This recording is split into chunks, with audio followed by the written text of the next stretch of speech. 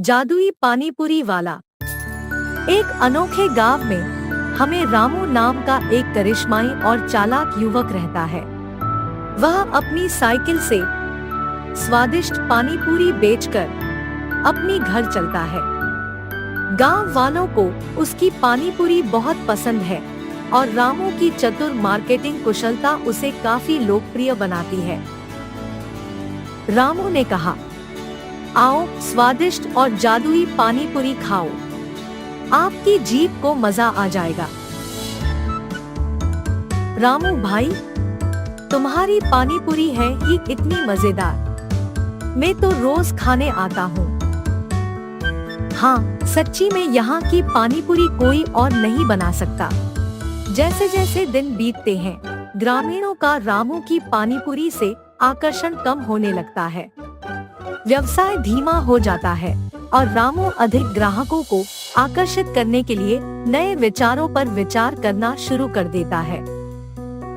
रामू पानीपुरी की नई किस्मों के साथ प्रयोग करते हैं, जैसे उन्हें स्वादयुक्त शीतल पेय से भरना और उन्हें अद्वितीय बनाने के लिए दही मिलाना। वह बड़ी चतुराई से गांव की गर्भवती महिलाओं को समझाता है कि दही पानीपुरी खाने से उनके बच्चे पैदा होंगे और ठंडा पेय पानीपुरी उन्हें लड़कियों को जन्म देगा। महिलाएं, आपके लिए खास सरप्राइज देखो, यह ठंडी कुल्फी पानीपुरी और यह दही वाली पानीपुरी, इन्हें खाने से एक जादुई अनुभव मिलेगा। मेरे खास अनुभव के मुताबिक यदि आप यह दही पानीपुरी खाती हैं, जब आप गर्भवती होती हैं, तो आपको निश्चित रूप से एक लड़के होगा, और अगर आप यह कुल्फी पानीपुरी खाती हैं, तो आपको एक लड़की होगी। एक महिला ने कहा, क्या सच में ऐसा हो सकता है? आपको जो भी अनुभव हो वह जादुई होता है। और एक महिला ने कहा, मैं तो पहले से ही बेटे की इच्छा रखती थी, अब तो यहाँ से भी खा कर देखती हूँ। चलो आज ही खा लेते हैं और जान लेते हैं बच्चा लड़का होगा या लड़की। बस अब देखिए, मजे की बात है, यह जादू कैसे करता है। गांव की महिलाएं रामू की पानीपुरी का लुत्फ उठाने के लिए बेताब हो जाती हैं। रामू की विशेष पानीपुरी के कारण वे सभी के बीच एक प्रसिद्ध नाम बन जाते हैं, जिन्हें सभी महिला पानीपुरी प्रेमियों के बीच लीजेंड माना जाता है। गांव की महिलाएं रामू के दावों में विश्वास करके दही और कूलरिंग पानीपुरी का आनंद लेने लगती हैं। जल्द ही गांव में रामू के जादुई पानीपुरी की बात से शोर मच जाता है। गांव के बुजुर्ग एक बैठक के लिए इकट्ठा होते हैं, क्योंकि उन्हें रामू की पानीपुरी के प्रति महिलाओं का जुनून नजर आता है। उन्हें संदेह हो जाता है और वे आगे की जांच करने का निर्णय लेते हैं।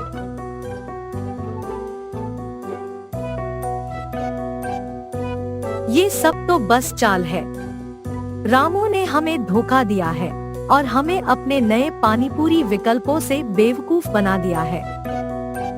हम रामू की परीक्षा करने का निर्णय करेंगे। उसे सच्चाई और ईमानदारी की पहचान होगी। हम थक गए हैं, रामू हमें धोखा दे रहा है। हमें उसको गांव से निकालना चाहिए। अभी हमें विचार करने का समय है। हमें ध्यान रखना चाहिए कि हम उसे भविष्य में धोखा न दें और उसकी इस गलती से सीख लेना चाहिए। रामू के धोखेबाज कार्यों पर चर्चा करने के लिए ग्रामीण एक बैठक के लिए इकट्ठा होते हैं। वे उसका सामना करते हैं और एहसास के एक क्षण में रामू अपनी गलतियों को स्वीकार करता है और माफी मांगता है।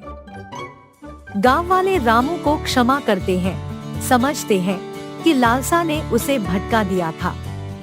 उन्हें उनकी ईमानदारी का सम्मान है और उन्हें अनुमति देते हैं कि वह अब सच्चाई और ईमानदारी के साथ पानीपुरी बेचे। बेलापुर नामक एक सुंदर गांव में विराज और हितेश नामक दो आदमी अगल बगल घरों में रहते थे। विराज उसकी पत्नी गीता के साथ एक छोटे घर में रहता था और उसी घर में पशुओं का पालन करने के कारण उसके पास बहुत सारा दही रह जाता था और इसी कारण वो उसके घर के सामने एक छोटा सा पानी पूरी का दुकान लगा के वहीं पे दही पूरी भी बेचता था। विराज का पड़ोसन हितेश उस गांव में सबसे ज्यादा अमीर था। इसी कारण वो गांव में सबसे बड़े घर में रहता था और कोई काम नहीं करता था। उसे बहुत गर्व भी था और सबसे बहुत अकड़ में बात करता था। एक दिन दोपहर के समय में विराज दही पूरी बेच रहा था। दही पूरी विशिष्ट रूप में बनाया हुआ नए तरीके का दही पूरी। आइए बाबू आइए, जल्दी आइए, एक प्लेट का सिर्फ 10 रुपए। आइए बाबू आइए। उसके ऐसे जोर जोर से चिल्लाने के कारण उस तरफ से गुजर रहे हर एक आदमी उसकी चीखें सुनकर उसके दुकान आके दही पूरी खाते हैं। लेकिन उसी समय उसके बगल वाले घर में सो रहे हितेश को विराज की आवाज सुनकर डर के मारे अचानक जाग उठता है। हाँ, इस आदमी की आवाज के वजह से मेरी अच्छी खासी नींद खुल गई। अगर आइंदा ऐसा नहीं होना है तो मुझे अभी जाकर इसे बता देना होगा। ये फैसला करके हितेश गुस्से में विराज के पास जाता है। अरे, ये तो सारे गांव में सबसे अमीर है। ये मेरे पास आ रहे हैं तो लगता है कि मेरे पास मौजूद सारे दही पूरी खत्म हो जाएंगे। विराज ऐसे सोचकर खुश होता है जब हितेश उसके दुकान आता है। अरे रे हितेश साहब, बोलिए ना, कितने दही पूरी बनाऊं मैं? विराज, मैं इधर दही पूरी खाने नहीं आया। तुम्हारी ये चीखें मुझे बहुत तंग कर रही है। हर रोज तुम दही पूरी करके चिल्लाकर मेरा चैन खराब कर रहे हो। तुम्हें पता है कि मैं किसी भी चीज का काबिल हूँ। अगर अगली बार ये चीखें मैंने सुना तो तुम्हारा घर और ये दुकान यहाँ नहीं रहेगा, समझे? साहब, मेरे चिल्लाने के कारण ही जा रहे लोग, आजू बाजू के लोग सारे यहाँ आके खा रहे हैं, वरना उनको पता भी नहीं चलेगा कि मैं दही पूरी बेच भी रहा हूँ। अगर नहीं चिल्लाऊंगा तो धंधा कैसे चलेगा साहब? इसलिए मुझे माफ कीजिए, पर मैं ऐसे नहीं कर पाऊंगा। तो फिर तुम एक काम करो, तुम्हारा ये घर मुझे दे दो, यानी तुम इसे मेरे नाम पे कर दो। मैं तुम्हें यहाँ से बहुत दूर एक बड़ा घर दूंगा, वहाँ तुम यही दुकान चला सकते हो। मुझे माफ कीजिए साहब, ये घर दिखने में छोटा ही क्यों ना हो, ये मेरे पापा का है। सालों से ये हमें जायदाद में मिल रहा है। इसे छोड़कर मैं नहीं जा पाऊंगा। आपके इन दोनों कामों को मैं नहीं कर पाऊंगा, मुझे माफ कीजिए। और वैसे भी यहाँ के और कोई पड़ोसी अब तक मुझे ये नहीं बोले कि मेरी चीखें उन्हें तंग कर रहे हैं। सिर्फ आप ही ऐसे कह रहे हो। मतलब तुम मुझे सवाल कर रहे हो? तुम्हारी इतनी जुर्रत? मुझे ना करने के लिए और मुझे सवाल करने के लिए तुम भुगतोगे। देख लेना, मैं ऐसा कुछ करूंगा कि तुम खुद यहाँ से तुम्हारा दुकान खाली करके चले जाओगे। ये कह के हितेश वहाँ से गुस्से में निकल जाता है। अपने आप उसे भगाना होगा, पर कैसे जाएगा? क्या करूं? हाँ, ये सही है। मैं उसके दुकान के एकदम आगे एक और बड़ा दुकान लगाऊंगा। उसमें मैं एक ऐसे आदमी को लगाऊंगा जो दही पूरी विराट से भी अच्छा बनाए, और वो दही पूरी विराट से भी कम दाम में बेचेगा। ऐसे विराट को छोड़कर सारे लोग मेरे ही दुकान आएंगे। इसी कारण विराट दुकान छोड़कर चले जाएगा। ये फैसला करके वो दूसरे ही दिन विराज के दुकान के ठीक सामने एक बड़ा सा दुकान लगाता है। उसमें एक बहुत अच्छा दही पूरी बनाने वाला और वहाँ के ग्राहकों को बैठने के लिए कुर्सियों की इंतजाम भी करता है। और उस दही पूरी का दाम भी विराज से कम ही होता है।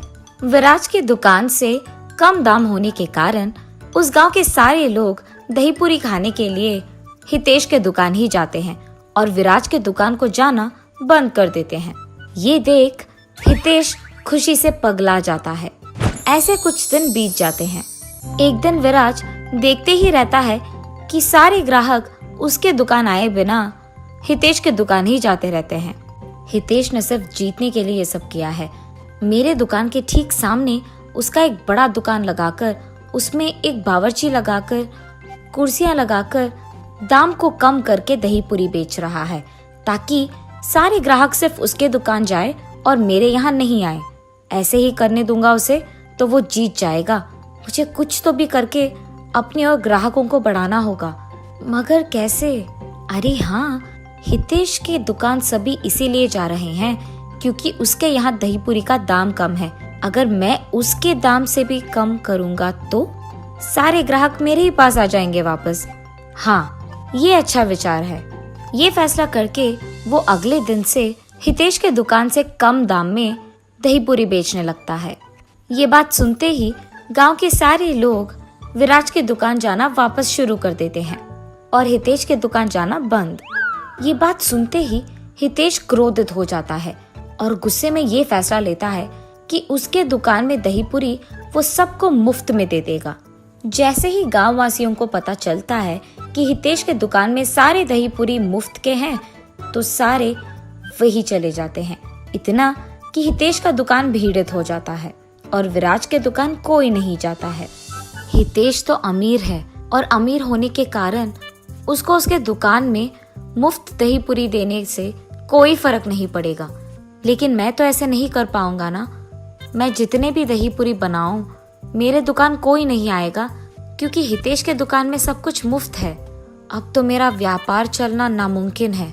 लेकिन मुझे दही पूरी बनाने के अलावा और कुछ नहीं आता। मैं क्या करूं? इस मुसीबत का हल कैसे ढूंढूं? मैं क्यों डरूं? मैं कुछ गलत नहीं कर रहा हूं। मैं भी देखूं तो सही कि ऐसे मुफ्त में कितने दिन कितने दही पूरी दे देगा।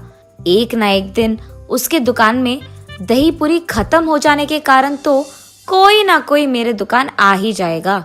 इसलिए मैं दही पूरी बेचना बंद नहीं करूंगा। हर रोज मैं अपना दुकान खुला ही रखूंगा। एक ना एक दिन तो लोग आएंगे ही।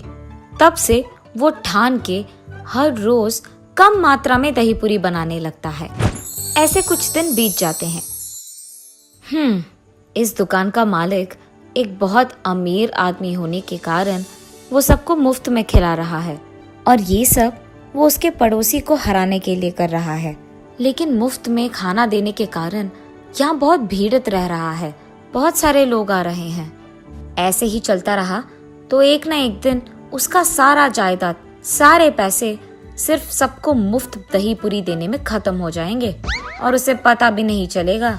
और इतना ही नहीं, रात के समय में तो मालिक दुकान में रहता ही नहीं है तो उसे पता भी नहीं चलेगा कि मैं कितनी दही पूरी को बेच रहा हूँ।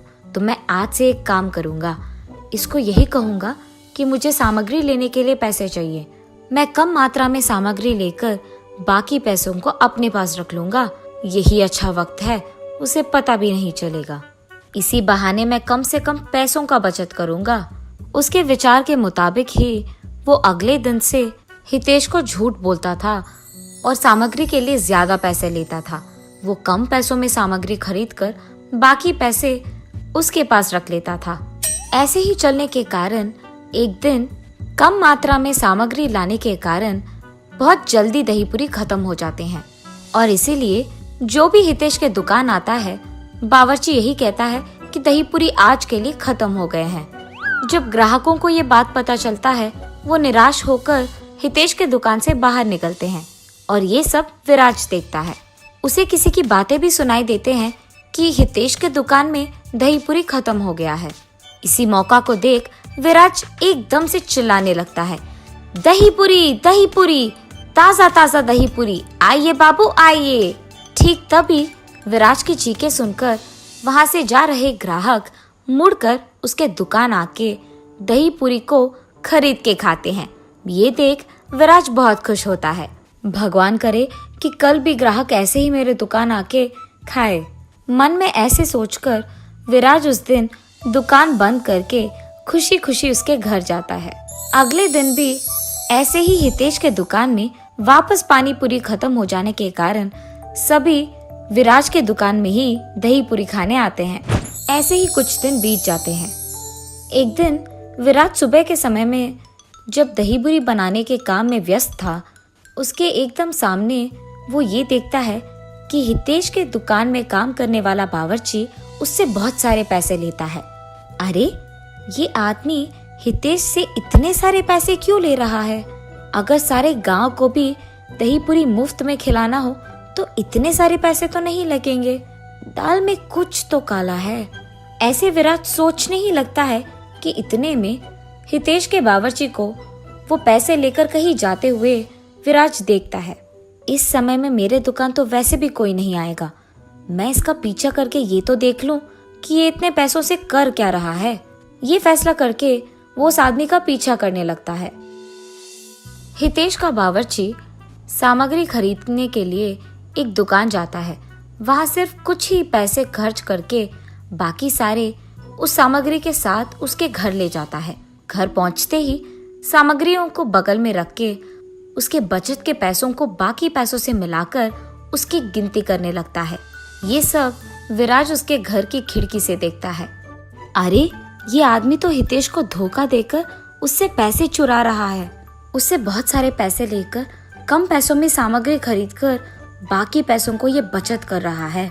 इसी कारण कुछ दिनों से हितेश के दुकान में दही पूरी जल्दी खत्म हो जा रहा है, जिसके कारण सारे ग्राहक मेरे दुकान आ रहे हैं। मुझे तुरंत इस बात हितेश को बता देना होगा। उसके बाद विराज हितेश के पास जाकर उसे सब सच बताकर उसे उसके साथ ले जाकर उसके बावर्ची का सच्चा रूप दिखाई देता है। वहाँ पैसे गिनते हुए उसके बावर्ची को देख हितेश चौंक जाता है। तुम्हारे पास इतने सारे पैसे कहाँ से आए? तुमने जो कुछ भी करा, मुझे विराज ने सब कुछ बता दिया। तुमने सोचा कि तुम मुझे धोखा दोगे और बच जाओगे? सब सच बताओ, वरना मैं तुम्हें इस गांव में रहने लायक ही नहीं छोड़ूंगा। मुझे माफ कीजिए भाई साहब, मैंने गलती कर दिया। मैंने आपको सामग्री के लिए बहुत सारे पैसे देने के लिए कह दिया और उसमें सामग्री कुछ ही खरीद कर बाकी में रख लेता था। ऐसे ही ये पैसे आए साहब, मैंने और कुछ नहीं किया साहब, मुझे माफ कर दीजिए। आप आपके पैसे ले लीजिए साहब। पहली बार गलती है, इसीलिए माफ कर रहा हूँ। तुम मुझे मेरे पैसे दे दो और कल से दुकान आने की कोई जरूरत नहीं है। ऐसे कहने के कारण वो आदमी हितेश को पैसे देकर वहाँ से चले जाता है। विराज, मुझे गर्व था कि मैं अमीर हूँ और इस गांव में सबसे बड़ा घर मेरा ही है। इसी कारण मुझे बहुत गर्व था और मैं बहुत अकड़ से सबसे बात कर रहा था। सिर्फ तुम्हें हराने के बहाने मैंने न जाने क्या क्या नहीं किया। एक बड़ा दुकान लगाया, उसमें मुफ्त का खाना दिया। इतना सब कुछ करने के बावजूद तुमने मेरी मदद करने से पहले एक भी बार नहीं सोचा। जैसे ही तुम्हें पता चला कि मुझे कोई धोखा दे रहा है, तुमने मुझे तुरंत बता दिया। मैंने तुम्हारे बारे में बहुत गलत समझा, मुझे माफ कर दो और आइंदा मैं ऐसे गर्व में बात नहीं करूंगा और अकड़ में नहीं रहूंगा। मैं तुम्हारे व्यापार के लिए भी अब मुसीबत नहीं बनूंगा। आज से हम दोनों दोस्त बन के रहेंगे। तब से हितेश उसका व्यवहार बदलकर सबसे अच्छे से बात करता है और विराज हमेशा की तरह उसके दुकान को चलाते रहता है। हस्तिनापुर नामक एक सुंदर गांव में आदित्य और हरिता नामक पति पत्नी रहते थे। उनका वीना नामक एक सुंदर बेटी भी थी। आदित्य उसी गांव में गोभी मंचूरिया बना के बेचता था। वो हमेशा एक बहुत अमीर आदमी बनने की ख्याल देखता था। ऐसे ही दिन में सपने देखते देखते वो अपनी निजी जिंदगी को भूल ही जाता था। एक दिन आदित्य गोभी मंचूरिया बना के उसे बेचने लगता है। गोभी मंचूरिया, ताज़ा और स्वादिष्ट गोभी मंचूरिया, एक प्लेट का सिर्फ 40 रुपए। आइए बाबू आइए। उसकी चीखें सुन और उसके दुकान से आ रहे अच्छी सुगंध को देख सभी उसके पास जाने लगते हैं और वहाँ का गोभी मंचूरिया खा के ऐसे कहते हैं, अरे वाह आदित्य, गोभी मंचूरिया एकदम मस्त है, कमाल है। अरे हाँ आदित्य, ये तो बहुत ही बढ़िया है, तुमने एकदम बढ़िया गोभी मंचूरिया बनाया है। ऐसे ही सारे लोग उसके गोभी मंचूरिया की तारीफ करते हुए खुशी से खाते रहते हैं। यही तो चाहिए मुझे, एक दिन मैं ऐसे ही गोभी मंचूरिया बना कर बहुत ही अमीर बन जाऊंगा और मैं एक बड़ा सा गोभी मंचूरिया बनाने वाला दुकान लगाऊंगा और वहाँ पे भी मैं नहीं बल्कि मेरे नीचे काम करने वाले वहाँ गोभी मंचूरिया बनाएंगे। मैं बहुत जल्दी बहुत ही अमीर बन जाऊंगा। वो दिन दूर नहीं है जिस दिन मैं अपना खुद का दुकान चलाऊंगा और मुझे बहुत सारे पैसे मिलेंगे और मैं खुशी से जी पाऊंगा। ऐसे ही वो उसके ख्यालों में खो जाता है। आदित्य, अरे आदित्य, अरे ये क्या हो गया इसको? इतनी बार बुलाने के बावजूद नहीं मुड़ रहा है। हाँ, इसके बारे में ये तो सबको पता है। ये हमेशा उसके ख्यालों में खोया हुआ रहता है, दिन में ही सपने देखता है और निजी जिंदगी भूल ही जाता है। इस गांव में अब तक किसी ने भी इसको मंचूरिया के पैसे नहीं दिए हैं, इतना खोया हुआ रहता है ये। चलो चलो, अब इसको बुलाकर कोई फायदा नहीं है। उस आदमी के ऐसे कहने पर वो दोनों वहां से बिना पैसे दिए चले जाते हैं। आदित्य के इस बर्ताव देख उसकी बीवी बहुत चिंतित होती है। उसको हमेशा इस बात का चिंता रहता है कि ऐसे ही अगर आदित्य अपनी निजी जिंदगी के बारे में भूलकर सपने में ही जीता रहेगा तो उनकी बेटी का पढ़ाई का क्या होगा। और इसी बात को लेकर वो हमेशा दुखी रहती थी। हर रोज अपने बेटी के बारे में और अपने पति के बारे में ऐसा सोच सोच कर चिंतित होने से कोई फायदा नहीं है। मुझे अब खुद ही कुछ करना होगा। मैं देखते देखते अपनी बेटी का जिंदगी खराब नहीं कर सकती, इसीलिए मैं खुद से पैसे कमाऊंगी। कोई भी काम करके मैं पैसे कमाकर अपनी बेटी को पढ़ाऊंगी। अरे हाँ, मेरे पिताजी तो उनके खेत में गोभी उगाते हैं ना, मैं भी उनकी सहायता करूंगी और ऐसे ही मैं पैसे भी कमा सकती हूँ। तो चलो, मैं गोभी उगाकर आए हुए पैसों से अपनी बेटी को पढ़ाऊंगी। और उसके फैसले के मुताबिक ही हरिता उसके पिताजी के खेत में गोभी उगाते हुए उनकी मदद करते हुए आए हुए पैसों से उसकी बेटी को पढ़ाती है। ऐसे बहुत दिन बीत जाते हैं। एक दिन जब आदित्य उसके दुकान में गोभी मंचूरिया बना रहा था तो उसे एक आदमी उसके कार में उसके आगे से निकलते हुए दिख जाता है। उसे देख वो अपने आप में सोचता है, मुझे जल्द से जल्द इस गांव में सबसे अमीर बन जाना होगा और उसके बाद मैं सबसे बड़ा कार खरीदूंगा और ऐसे ही सारा दिन उस गाड़ी में घूमता ही रहूंगा। ऐसे ही ख्यालों में खोए हुए वो दिन में सपना देखने लगता है कि वो उस गाड़ी में बैठा है और पूरा गांव सैर कर रहा है। इतने में वो भूल ही जाता है कि उसने गैस पे गोभी मंचूरिया को लगा दिया और उसे बंद नहीं किया। इस कारण गोभी मंचूरिया कुछ देर बाद जलने लग जाती है और आदित्य को ये बात बिल्कुल पता नहीं चलता है। इतने में एक आदमी आदित्य के पास जाता है और उसे बुलाता है, सुनिए सुनिए भाई साहब। पर आदित्य तो उसे देखता भी नहीं है। अरे ये क्या, मैं इस आदमी को बुला रहा हूँ और ये बिल्कुल नहीं सुन रहा है। मैंने सोचा कि यहाँ आकर मैं इन्हें नौकरी के लिए पूछूंगा, पर ये तो सो ही रहे हैं और जितना भी बुलाऊं उठ ही नहीं रहे हैं। पर यहाँ और कोई भी तो नहीं है, मुझे इन्हें जगाना ही होगा। हेलो भाई साहब, आप सुन रहे हैं? भाई साहब उठिए। उस आदमी के जोर से बुलाने पर आदित्य अचानक उठ जाता है। हाँ, कौन हो तुम? क्या चाहिए तुम्हें? भाई साहब, मैंने वो सोचा कि आपकी दुकान में अगर कोई काम हो तो। कोई भी काम चलेगा, मैं कुछ भी करने के लिए तैयार हूँ। मैं अपने दुकान में काम खुद कर सकता हूँ। अरे यहाँ मैं आराम कर रहा था, अच्छा खासा एक सपने को देख रहा था और तुमने मुझे जगा दिया। चले जाओ यहाँ से, तुम्हारे कारण मेरा अच्छा सपना टूट गया। मैं तुम्हें कोई काम नहीं दूंगा। आदित्य के ऐसे कहने पर वो आदमी बहुत दुखी होता है और चुपचाप वहां से चलने ही लगता है कि इतने में उसे दुकान से जलने की बू आने लगती है।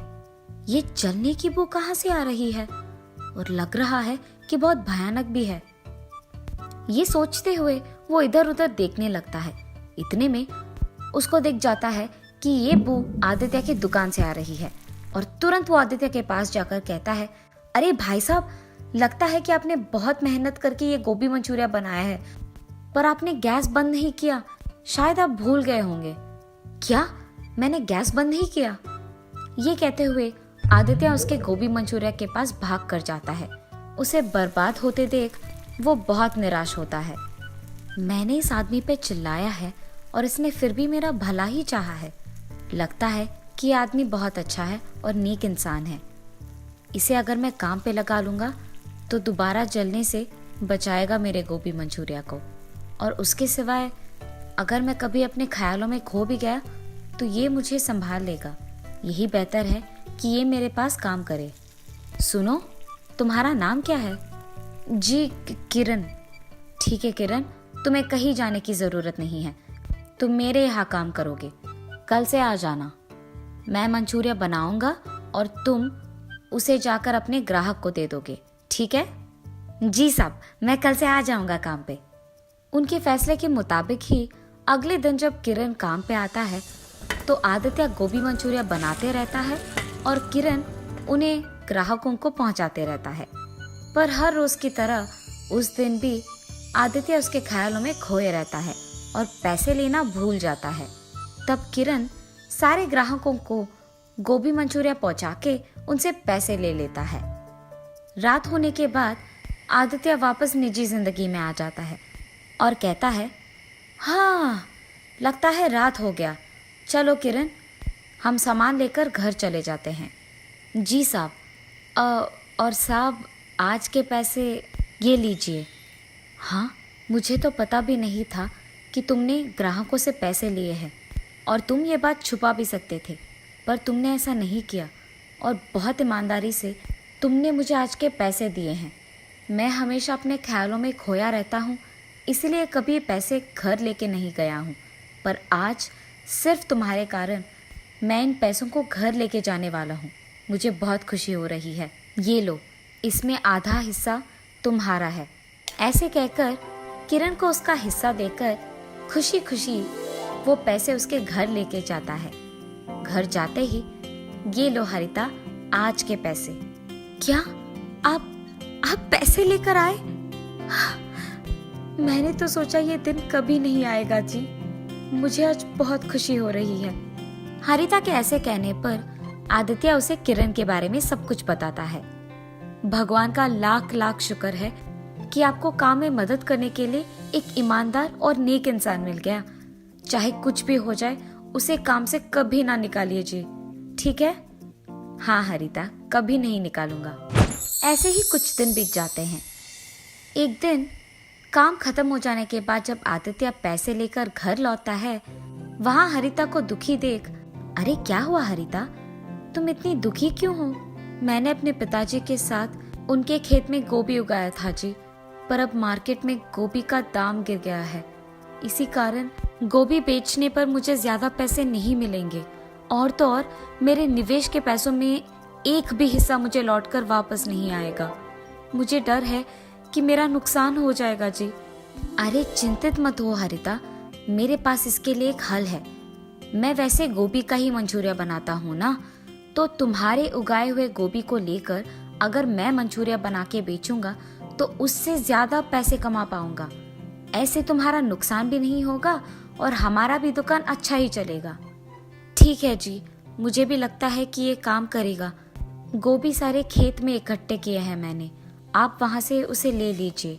हरिता के ऐसे कहने पर वो उसके फैसले के मुताबिक ही खेत में जाकर गोभी लेकर उसे मंचूरिया बनाता है और बेचता है।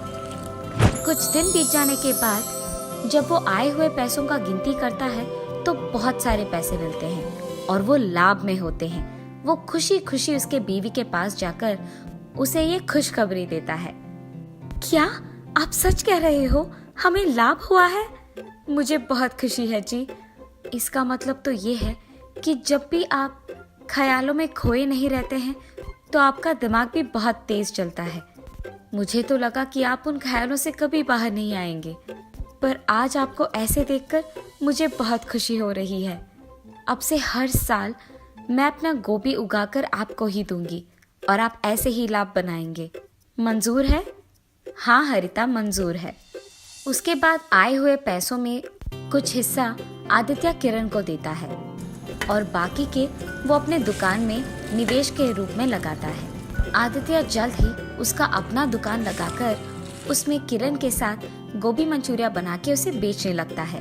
स्वादिष्ट गोभी मंचूरिया बनाने के कारण सारे ग्राहक उसके पास ही आते हैं और बहुत ही जल्द आदित्य बहुत अमीर बन जाता है और एक बड़ा सा गाड़ी और घर खरीद के वो उसके ख्यालों को सच में बदल देता है और खुशी से जीने लगता है। किरण, आज मैं अमीर हूँ, मेरे पास गाड़ी है, बंगला है और मैं खुश हूँ। ये सब सिर्फ तुम्हारे कारण हुआ है। अगर तुम मेरे पास भरोसे के साथ काम नहीं करते और ऐसे ईमानदार और नेक नहीं होते तो शायद मैं अपने ख्यालों को सच में कभी नहीं बदल पाता। मैं तुम्हारा एहसान कभी नहीं भूल पाऊंगा। अरे साहब, आप ये क्या कह रहे हो? आपने अगर उस दिन मुझे नौकरी का ये एक मौका नहीं दिया होता तो मैं भी आपके साथ इतना ऊंचा नहीं आता और इतना मेरा जिंदगी नहीं बदल पाता। आज मेरी इस खुशी का कारण आप हैं। मुझे आपको धन्यवाद कहना चाहिए उस एक मौके के लिए। आदित्य को जल्द ही उसके गलती का एहसास होता है। ख्यालों में खोकर निजी जिंदगी को भूलना अच्छा नहीं है। ये जानकर वो तब से दिन में सपने देखना छोड़ देता है। किरण और आदित्य दोनों साथ में काम करते हुए हमेशा की तरह खुश रहते हैं।